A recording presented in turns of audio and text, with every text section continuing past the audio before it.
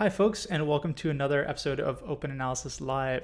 So today I have something a little bit different. It's not a reverse engineering tutorial. It's more of a sort of overview of how to go from Yara hits. So you run a Yara signature and it's come up with a few matches on a binary, and you want to map that to the binary that you have loaded in IDA. So what we're going to talk about is how do you map from the Yara signature hits to what you're seeing in IDA itself and how to put those two things together. Now, you might be asking, like, why is this important? Well, a lot of the time, at least for me personally, when I'm reverse engineering a new sample, a lot of the time my interest for the sample comes from the fact that a Yara rule has actually matched on the sample. So if that happens, I kind of know that the sample is interesting because a Yara rule has matched on it. And what I'd like to do is I'd like to take a closer look at the sections in the file that the Yara rule has actually matched on, because those might be interesting pivots to learn more about the sample. A lot of the time, Yara rules that are good, robust Yara rules are built around unique attributes of malware. So whether it be crypto algorithms that they use, or C2 communication templates that they use, or some unique code segments that they're using, maybe they're using some embedded assembly or something like that that's very unique. A lot of times when you have a good Yara rule, those are the components that make it up. And so when you go and load the binary in IDA, by being able to identify these sections, it's going to make your reverse engineering task a lot faster because you already know what these are because the Yara rule has told you. So if you want to map from the Yara rule hits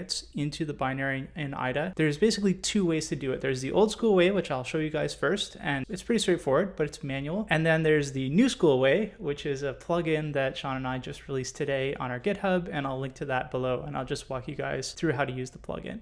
So let's just jump into our command line here and take a look at what we have. So from the last video that I did where we unpacked that sample with a bunch of anti-debug and anti-analysis tricks, at the end of it, I told you guys that it was low-key bot. So what we have here, this dump.exe, this is the actual output from that unpacked sample. And I'll put a link to it in the description below the video. Also, I should mention that since the last video that we recorded, Hybrid Analysis has introduced a new sort of extra vetting feature if you want to download samples from it. So in my opinion, it's no longer a good place for us to upload samples because you guys might not be able to download them right away. You have to submit some information to them in order to download samples. So instead, we're going to be using Malshare, which is a fantastic project. You guys can just sign up and get an account there for free. And we'll be posting all of our samples now on Malshare. So it should be easier for you guys to get if you don't have that extra vetting with Hybrid Analysis. Okay, so here we go. We have dump.exe and we have our Loki-bot rule. Let's take a look at that Loki-bot rule here for a second. So what we have there, your rules, we have a few ASCII strings here. Starting,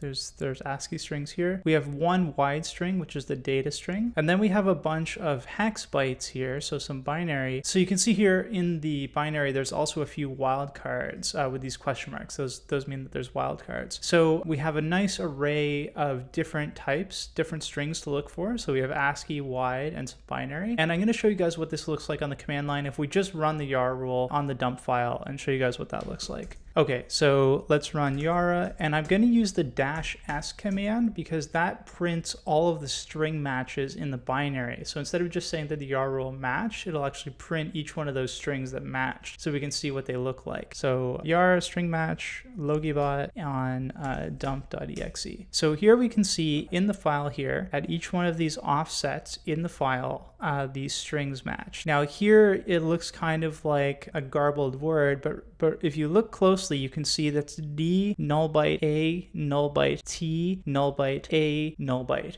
which is data as a wide string. So wide string just means that there's 2 bytes per character. So it's almost like an ASCII string has been stretched, and in between each byte, you've put a null byte. So data has been stretched, and in between each character, there's a null byte. That's why it sort of looks like this with these null bytes. And then of course, here we actually have data that's been matched by that binary string in the Yara rule. So these are our matches. Now what I want to do is I want to show you guys the old school method for showing these matches or finding these matches in the file that you've opened in IDA. So let's pop over to IDA, we'll open it up, and I'll show you this trick. Okay, so we have our IDA instance open here, and we've loaded dump.exe. And so now let's try and find the location of those Yara matches in here using the old school method. And the old school method is really just to search for those strings and see where they're located at. So probably the first thing we want to do is just show the strings table here. So we'll just click strings.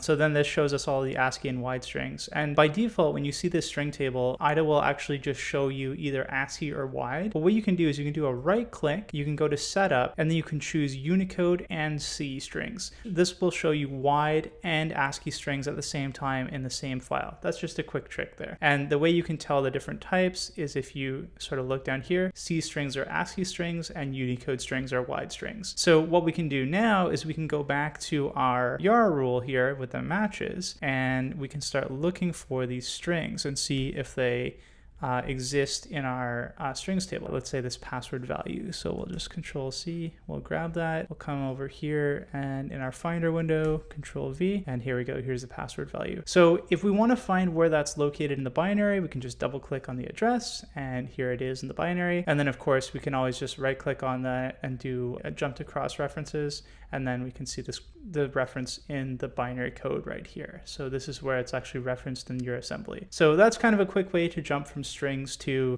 where they're located in the binary. What about all that data code that we showed? What about this data string here? Well, this one's a little bit different because you can't see that in the strings table. Instead, what you'd want to do is you'd want to take a copy of that. So we'll just copy these bytes here. And then we pop back over to IDA here, and we go to this binary search, this little binoculars with ones and zeros. And this binary search works exactly as you would expect it to. You just paste in the hex bytes, make sure it's in hex mode, find all occurrences, and yeah, there we go. So it searches for it and it finds it in the binary. And again, we can just click on the address here to show us where it is. Now you might be wondering, well, what am I actually looking at? If we go back here at this binary here, it says that this binary has been found at this offset. But if we go in here and we look at that offset, it's actually a bunch of assembly code. It's not a string or anything like that. Well, what you're actually looking at is you're actually looking at the binary for the opcodes of the assembly. So what we can do is we can go into options, general, and number of opcode bytes. Let's just change that to 8 so we can actually see what the bytes are themselves. Now, I showed this to you in a different video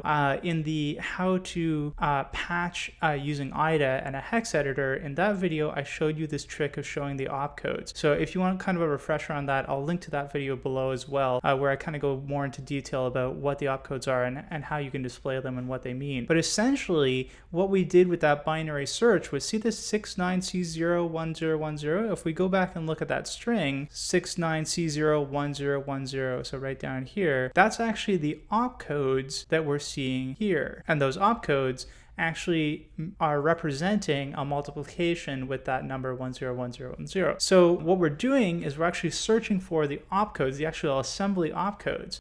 So sometimes when you're searching for these strings, you'll want to turn on the opcodes, the opcode view, just so you can see what you're actually matching on. So really what that Yara rule was searching for was it was actually searching for this block of assembly code here, which must somehow be unique to Lokibot. Now, I'm not an expert on Loki, so I don't really know what makes this so unique. I can see that's kind of a unique multiplication, but I'm not quite sure why it would be unique to Loki. But it is, and so that Yara rule was able to actually identify this little code segment here. So that, in a nutshell, is the old school method to doing this. So that's how you would do this if you had no plugin, the quick and dirty way. And of course, you can use these string searches and this binary search here with any binary text and any text that you might want to find in the disassembled IDA code. So it doesn't have to come from a Yara rule. It's just that most times when you're looking for these matches, they're probably attributes in a Yara rule. Now I'm going to show you guys our new plugin, which makes this way, way easier. So what we do is let's just exit out of this. And so let's go over to our exports here, just so that we go back to the start part of the code. You know, we'll just reset the view here. And here we're going to keep these opcode displays on because I think it's useful, and it'll probably be useful when we do this, when we run this plugin. So we've actually already installed this plugin in our IDA instance. Again, I'm linking to the plugin below, which is on our GitHub with instructions on how to install it. The plugin is super simple, no extra dependencies except for Yara. That's it. That's all you have to have installed. So it should never break. I mean, fingers crossed, famous last words, but across all IDA instances, it should actually work. So it's already installed here. It's called Find Yara. So if we go to Edit, Plugins, and we run Find Yara, it's going to load up, and it loads up a picker window where we get to pick the Yara rule that we want to run. So it says choose your Yara file here. We have that Lokibot Yara. Let's select it. We'll open it up. It runs the script, and then it once it's finished running, it displays in this little window here the address where it found the match match, the name of the Yara rule that matched here, so LokiBot is the match, the actual string that matched, and what type of string it is here. So this kind of makes it a little bit easier to see. Like here we can see there's that binary string. Here's data, and it's represented here as data instead of that D null byte, A null byte, etc., etc. Here we actually show you the data string, and we just tell you that it's a wide string. And then of course the ASCII strings are displayed here. So now instead of having to do all that search, you just load the Yara rule, and then you can just double click on this, and it brings you right to where the string is used in the code. And of course for the binary data here, we can just double click on that, and that takes us back here to where we were just looking at a second ago with that multiplication with 101010. So that's it, folks. That's all for this tutorial. Really quick description, but this is something that I use daily. Like I said, this is pretty much the way that I start out most of my analysis. Once I've unpacked something, I run Yara rules on it. Any matches, I look for those in the code, and that's where I start my reverse engineering. So super useful. Hopefully you guys like the plugin. We're always looking for feedback. So if there's things that you'd like to see us improve on, etc., etc., make sure you comment below. We're looking for those, or send us a DM or a message on Twitter, and we'll respond to that. As always, make sure you subscribe, turn on notifications below. New tutorials every week. We'll try one video every week. So far, so good. And also, please spread the word. If you like what you're seeing here, tell your friends, tell your coworkers. So I guess that's it for now. And as always, keep exposing the mechanics behind the malware and stay curious.